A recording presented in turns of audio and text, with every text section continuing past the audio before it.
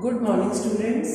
Today is your online class of maths, and our topic is fraction. Our new topic is fraction. After multiplication and division, our new topic is fraction. Fraction में हमारे पास क्या है, fraction क्या है, इसकी definition हम सबसे पहले रीड करेंगे. Equal parts of a whole figure is called fraction. Equal parts आप किसी भी फिगर के, आपके पास कोई भी फिगर है, फिगर हम क्या कहते हैं, शेप को, इसको हम शेप भी बोल सकते हैं, फिगर भी. Equal parts of a whole figure is called fraction. किसी भी फिगर के हम इक्वल पार्ट्स कर देते हैं. अब इस फिगर के देखिए हमने कितने पार्ट्स किए, 1 2 3 4. इसके हमने सारे पार्ट्स सेम हैं. ये पार्ट जो है, ये जो एरिया है, ये इस एरिया के इक्वल है. ठीक है, 4 के 4 जो पार्ट्स हैं वो हमारे पास सेम है. कोई हमारा बड़ा नहीं है या कोई छोटा नहीं है. तो किसी भी शेप के जब हम इक्वल पार्ट्स कर देते हैं तो उसको हम क्या बोलते हैं, दिस इज कॉल्ड फ्रैक्शन. अब हमारे पास यहाँ पे एक शेप गिवन है, ठीक है, उसके हमने कितने पार्ट्स किए हुए हैं, 4 पार्ट्स किए हुए हैं, और 3 पार्ट्स को हमने क्या किया हुआ है, कलर किया हुआ है. ठीक है, तो हमारे पास यहाँ कितने पार्ट्स है, टोटल 4 पार्ट्स. तो हमने यहाँ पे फ्रैक्शन लाइन लगा दी, उसके बाद हमने नीचे क्या लिख दिया, 4, क्योंकि हमारे पास टोटल पार्ट्स जो है 4 वो हम फ्रैक्शन लाइन के नीचे लिखते हैं. ओके, और जितने पार्ट्स को हम शेड कर देते हैं वो हम कहाँ पे लिखते हैं, फ्रैक्शन लाइन के ऊपर. यहाँ पे हमारे पास कितने पार्ट्स शेडेड हैं, 3. हमने फ्रैक्शन लाइन के ऊपर क्या लिख दिया, 3. अगर यहाँ पे हमारे पास 2 पार्ट्स शेडेड होते तो तब हम फ्रैक्शन लाइन में ऊपर क्या लिखते, 2/4. ये फ्रैक्शन लाइन बहुत जरूरी है. ठीक है, ओके.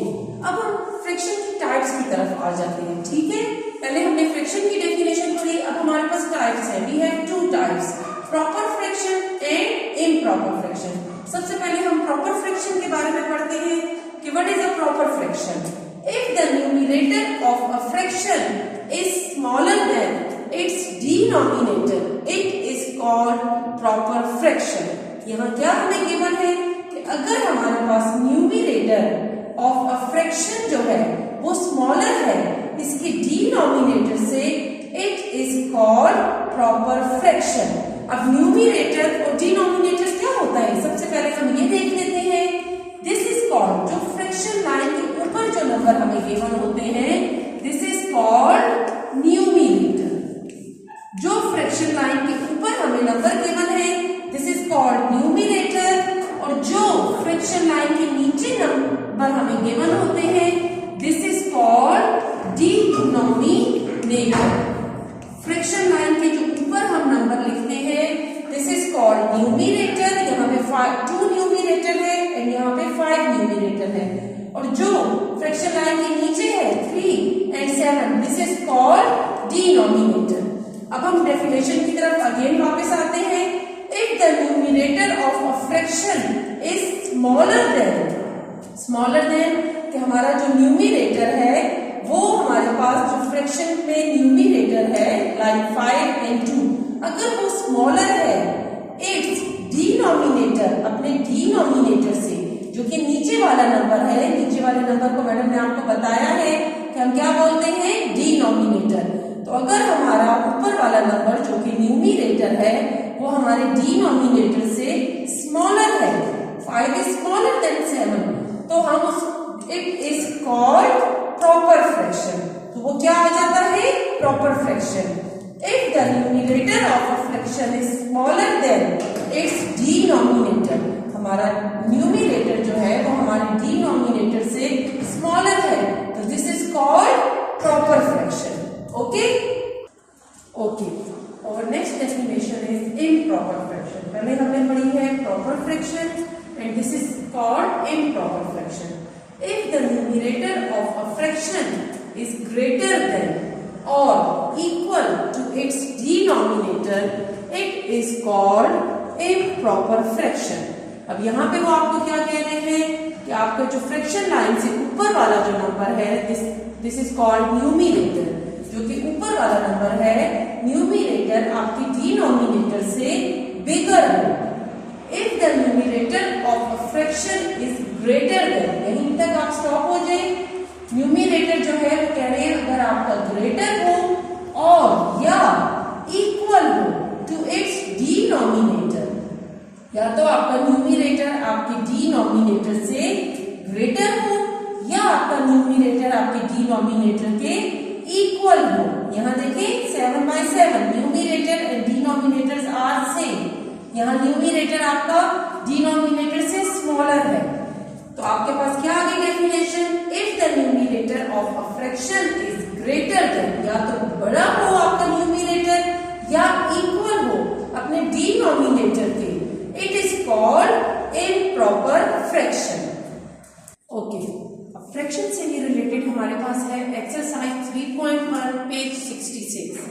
ठीक है, आप लोग अपनी बुक्स ओपन कर लेंगे, उसमें आप एक्सरसाइज 3.1 ओपन करेंगे और पेज नंबर है 66। वहां पे हमारे पास डिफरेंट शेप्स हमें गिवन है और साथ ही हमारे पास फ्रैक्शन गिवन है। ठीक है, अब हमने यहाँ पे क्या करना है, यहाँ पे हमने इनकी मैचिंग करनी है। ठीक है, अब यहाँ पे आप देख लें नंबर 1 हमारे पास क्या गिवन है, 3/4। अब 3/4 के साथ हमें कौन सी शेप को मैच करना है, अब ये कैसे आपको पता चलेगा, आपको पहले भी मैडम समझा चुकी है कि आपके पास टोटल पार्ट्स जो होते हैं किसी भी शेप के टोटल पार्ट्स हम कहाँ पे लिखते हैं, फ्रैक्शन लाइन के नीचे।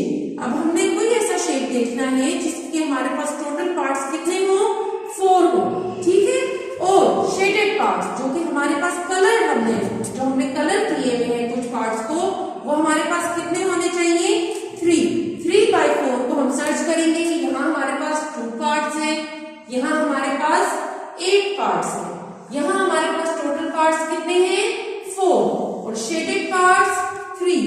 तो शेडेड पार्ट्स हमें यहाँ पे कितने चाहिए थे, 3 और टोटल पार्ट्स 4। तो हम क्या करेंगे, अपना रूलर लेके इसको ऐसे रख के हम इन दोनों की मैचिंग कर लेंगे।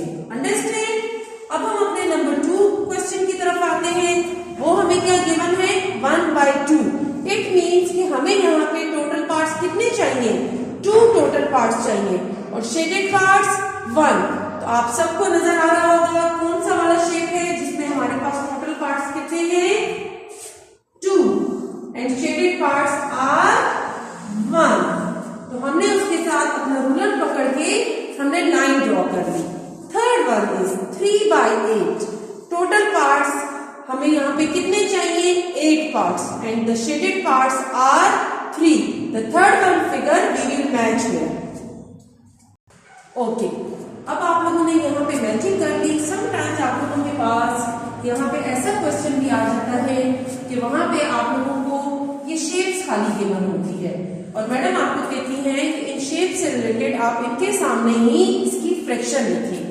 ठीक है, तो आप वहां पे फ्रैक्शन कैसे लिखोगे, जरा केयरफुली देख लें। अब नंबर 1 में आपने अपने शेप्स को देख के उसके अकॉर्डिंग यहाँ पे फ्रैक्शन लिखनी है। ठीक है, अब यहाँ पे टोटल पार्ट्स हमारे पास कितने हैं, 2। तो हम फ्रैक्शन लाइन के नीचे क्या लिख देंगे, 2। अब शेडेड पार्ट्स कितने हैं, 1।